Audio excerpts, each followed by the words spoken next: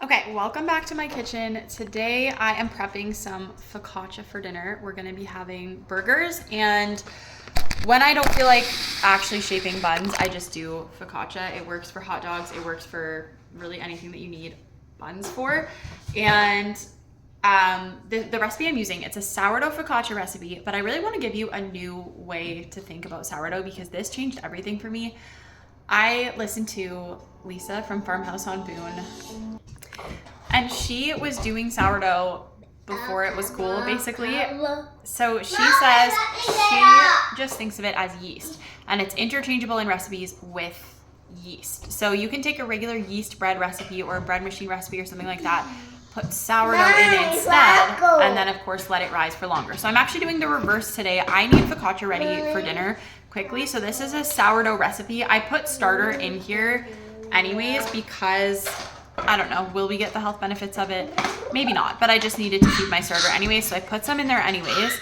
But I'm also going to add yeast. I'm gonna add about 9 grams of yeast because that is going to make this rise more quickly so that it's ready for dinner tonight. It is it's already noon? It's around noon when I'm recording this. I didn't even realize. Okay, so I'm gonna do about 9 grams. By the way, I love weighing recipes instead of measuring things. As you know, I'm not very precise. So I put my yeast in there. I'm gonna give it a minute to bubble around and add the rest of the ingredients. I have started actually writing out my recipes and having them in a recipe box, which is like life-changing for me for some reason. I get so distracted if I have to go on the internet to find a recipe, so I've been a big fan of that, my cute little recipe box. So I'm gonna add, how much salt? 8 grams of salt.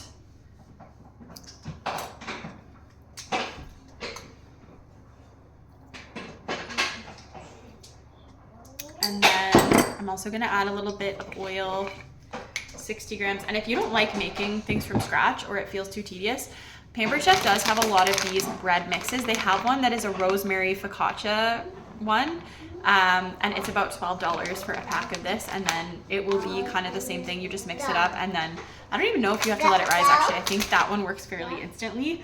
But I do like to make things from scratch because, as I've talked about in a different video, I really like to mill my own flour. So I have my fresh milled flour right there ready to go. That just gives us a lot of great nutrients that aren't in our store-bought bread products anymore. Some of the nutrients that die off if our flour is left sitting for too long, or it needs to be sifted out in order to make it shelf stable. You're right, Rhea, get on with it, right? Okay, so I'm gonna do 60 grams of oil.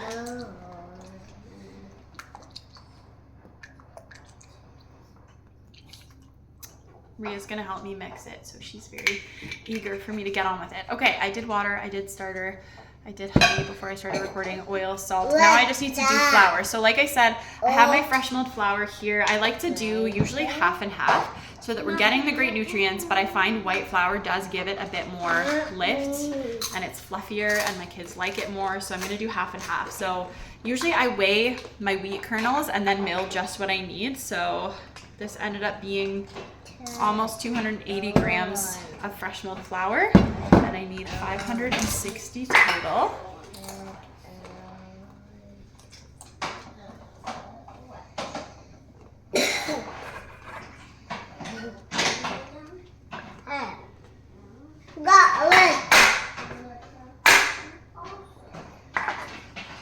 And usually for this kind of bread recipe, I don't use a mixer or anything. I just mix it by hand, and then I'll let it sit. Sometimes I'll stretch and fold it if I know, Rhea.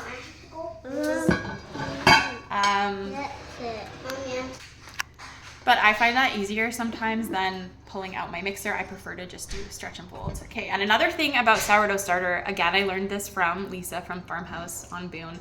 I use a lot of her recipes. I don't think this one is hers, but I use a lot of her recipes for bread and different sourdough recipes. So she also said the way she saw it when she started doing sourdough, because people really overcomplicate feeding their sourdough starter, she just viewed it as, we are making our own yeast. We're gonna make our own yeast. We're gonna get this ready. Then we're gonna put it in the fridge for when we need it. I don't refrigerate my starter a lot personally because I use it pretty much every day or every other day, and I find it doesn't need to be refrigerated in that time frame.